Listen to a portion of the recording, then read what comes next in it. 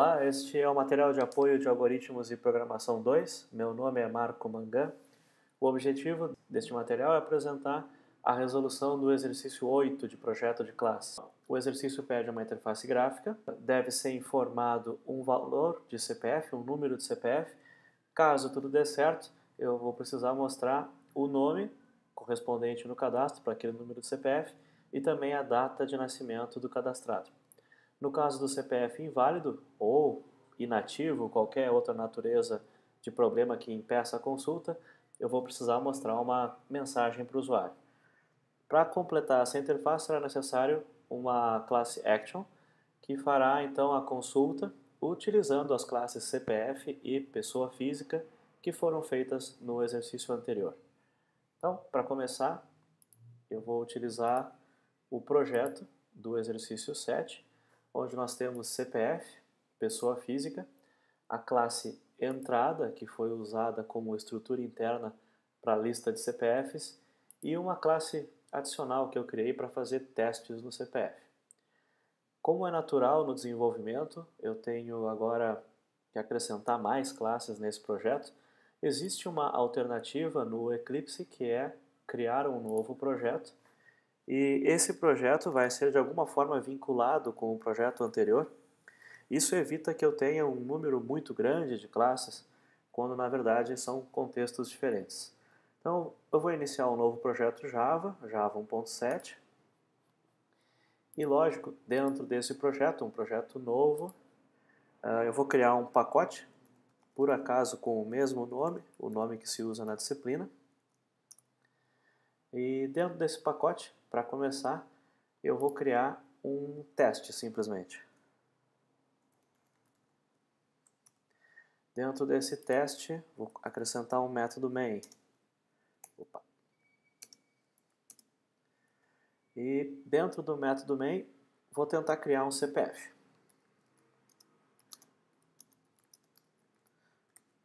Então, nesse caso, a classe CPF pertence a outro projeto.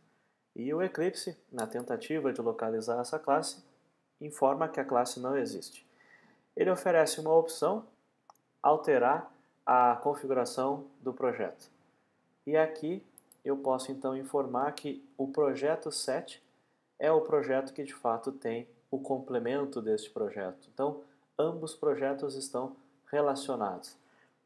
Colocando essa opção, o build path do exercício 8 vai passar a incluir o build path do exercício 7. Então vejam que eu posso consultar a biblioteca Java e também todas as classes do exercício anterior.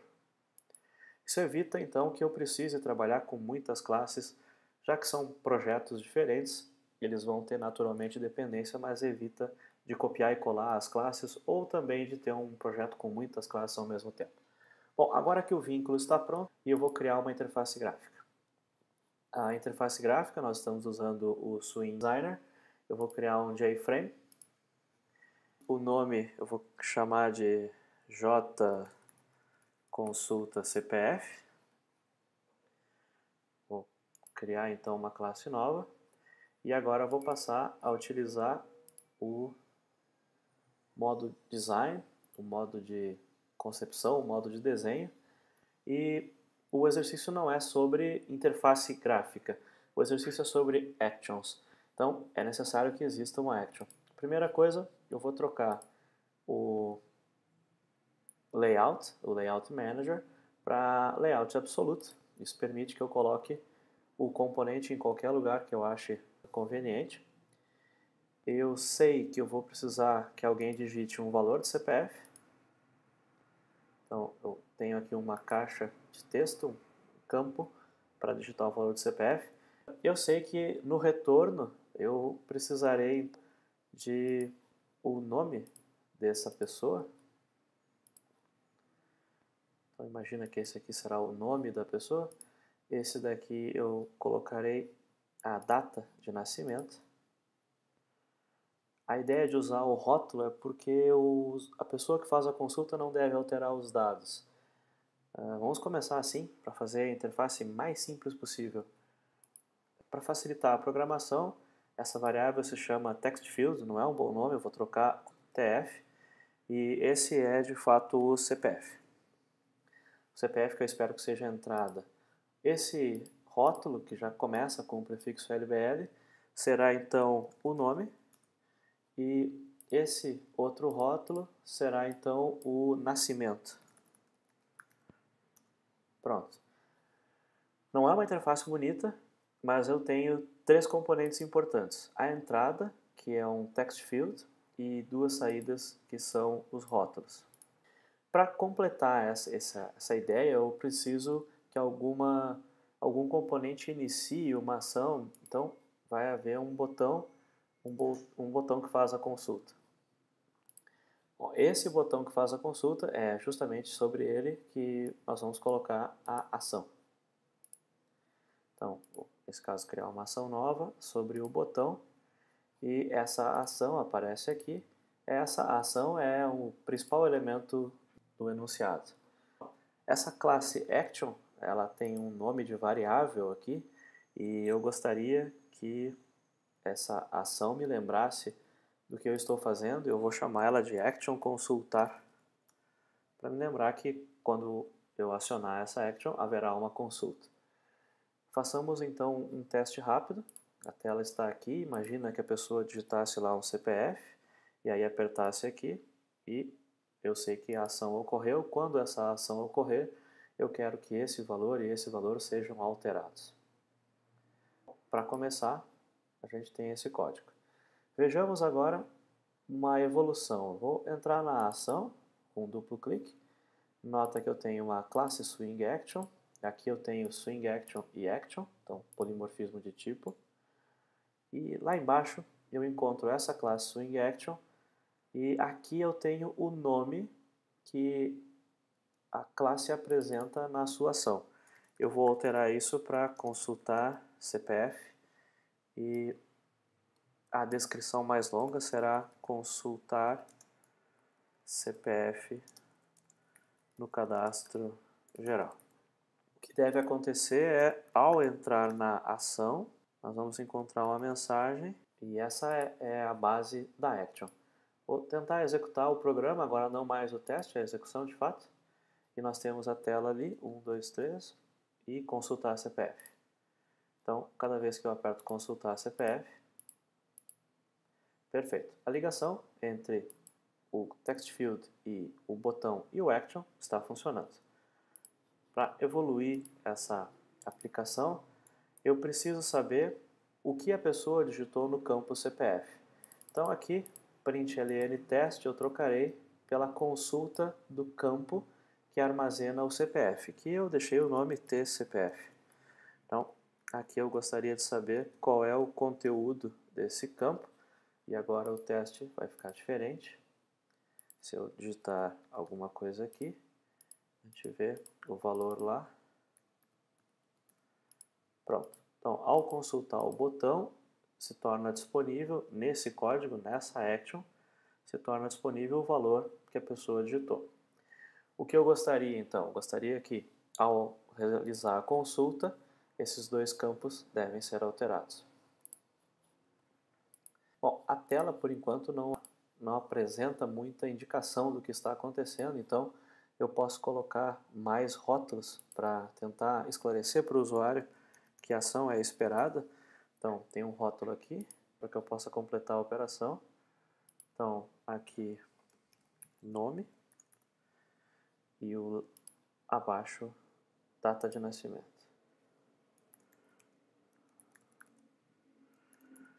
Preciso de um pouco mais de espaço.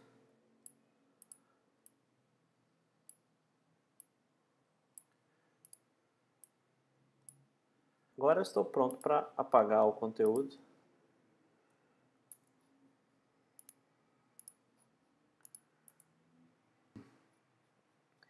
E, novamente, um teste. E eu posso escrever alguma coisa, consultar. Perfeito. Nome e nascimento. Certo. A nossa intenção agora é que essa interface ela possa consultar um cadastro. Para isso vai ser necessário interferir no código que cria a classe. Então eu preciso que a interface gráfica conheça aonde os dados estão armazenados, nós chamamos isso de um modelo, eu vou precisar fazer uma alteração. Uma forma bem interessante de fazer essa conexão é criar um modelo primeiro e depois informar para a classe CPF aonde o modelo está. Então, da maneira como o código do exercício anterior foi criado, o CPF é uma classe que está disponível a qualquer momento, tá? Em qualquer ponto do código onde a classe CPF seja visível. Portanto, para fazer o uso da classe, basta que eu crie algumas pessoas, faça o cadastro dessas pessoas e essas pessoas se tornam disponíveis então nas demais consultas. Basta aqui então, eu vou aproveitar esse código e vou acrescentar ele no programa. Eu vou utilizar, antes de ativar a interface gráfica, eu vou acrescentar duas pessoas no cadastro. Então, o cadastro de CPF de 2 presidentes, certo?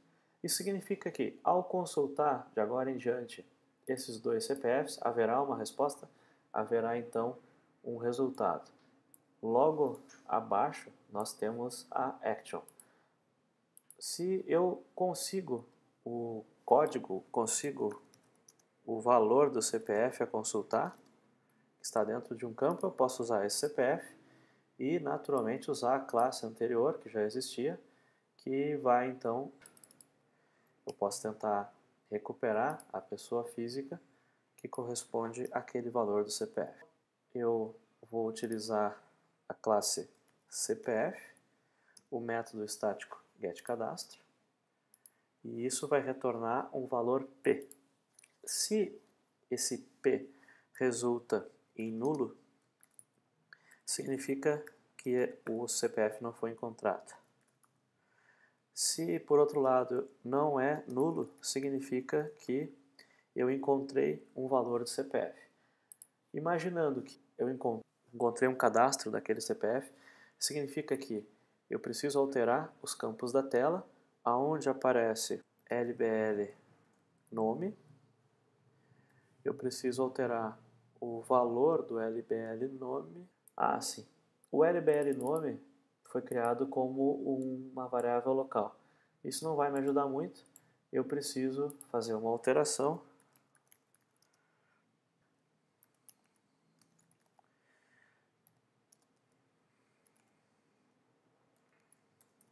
para que esses rótulos se tornem atributos, para que eu possa definir esses atributos em um método, mas utilizar esses atributos em outro método. Então, fazendo essa modificação, agora os 2 rótulos são atributos e agora sim eu posso fazer a consulta deles aqui. setText. Eu gostaria de definir o texto como sendo p.getNome. Bom, novamente, por ser uma classe interna, existe o acesso aos dados da classe externa. E aqui eu gostaria de alterar também para nascimento. E lógico, aqui o campo adicionado seria nascimento, que é um calendário gregoriano. Possivelmente é melhor chamar o toString. Talvez não fique muito bonito, porque eu deveria formatar a data. Mas pelo menos eu consigo fazer um teste rápido. A nossa dúvida é o que fazer quando foi encontrado o CPF consultado. Uma maneira simples de fazer isso é alterar a tela para que a tela tenha um campo mais um rótulo em alguma posição aqui da tela, porém o conteúdo será visível e esse rótulo é uma variável que eu chamarei de LBL erro. Então, vou retirar o texto padrão. O rótulo está aqui, só ele fica invisível até que eu defina um valor para ele. E voltando ao texto agora, bom, agora eu posso LBL erro.setText. Eu posso acrescentar a mensagem pessoa não encontrada ou CPF inválido. Bom, o LBL erro foi criado novamente para a interface como Um rótulo, uma variável local, existe uma explicação para isso. O LBLE, o rótulo, ele normalmente não é alterado da forma que eu estou alterando. Uma alternativa seria usar um text field. Mas vamos completar essa tela e depois nós pensamos numa evolução. A parte principal do exercício 8 é esta classe, uma classe action, que define uma ação com um nome e uma descrição curta, e ela permite então que se colete de um componente da interface a entrada necessária para ativar o processamento que ocorre em algum outro método do sistema, coletar esse resultado e apresentar corretamente na tela. Façamos um teste agora, é necessário saber o CPF que foi cadastrado para poder resolver o teste. Então nós temos esse número aqui, por exemplo, e eu tentarei fazer o teste agora. Então, esse primeiro CPF é um bom teste porque verificar se a largura do campo é suficiente, apertando consultar CPF, aparece ali duas coisas mais ou menos como se esperava. Tem pouco espaço para apresentar o nome da pessoa do CPF e o toString do calendar não foi uma boa ideia. Mas alguma coisa foi. Se eu alterar e o CPF ele passa a ser não cadastrado, ao realizar a consulta aparece uma mensagem, só que causa uma certa confusão porque o nome e o nascimento da última consulta continuam aparecendo na tela. Então nós vamos precisar resolver essas duas coisas. Eu preciso de mais espaço aqui, eu preciso de uma outra forma de apresentar a data aqui embaixo e eu deveria atualizar os três campos, os três rótulos. Vamos tentar fazer isso agora. Então, a primeira providência é colocar mais espaço na tela, aqui no rótulo, ser generosos aqui, certo? E essa era a parte fácil. E agora vamos tentar lembrar o seguinte: quando não for possível completar a consulta, para que o usuário não fique confuso, mesmo assim eu preciso apagar a última resposta que a interface acumulou. Da mesma forma, se a resposta for positiva, eu deveria apagar a mensagem de erro também para evitar esse acúmulo da última execução do programa. Então, estamos quase lá. Pelo sim e pelo não, os três campos são sempre atualizados. Falta a última parte, que é como formatar uma data. Então, existem várias maneiras de fazer isso. Tentarei fazer de forma rápida um date format.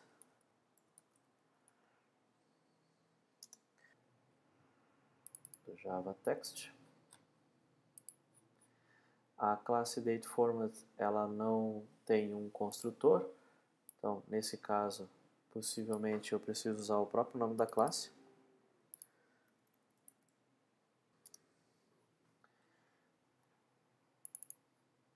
Então, format short. E agora que eu tenho um formato de data, eu posso tentar pedir para que uma data específica seja formatada em um formato curto. Então vamos pegar o calendário gregoriano e convertê-lo para data. E quase lá.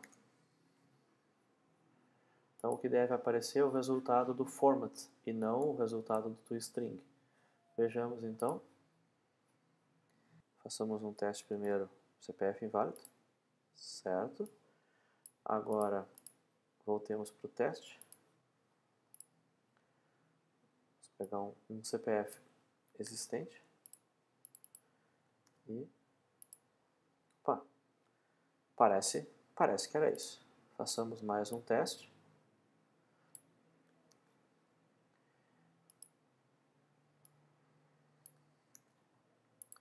Certo. Façamos aquele teste de novo de um CPF que não é válido.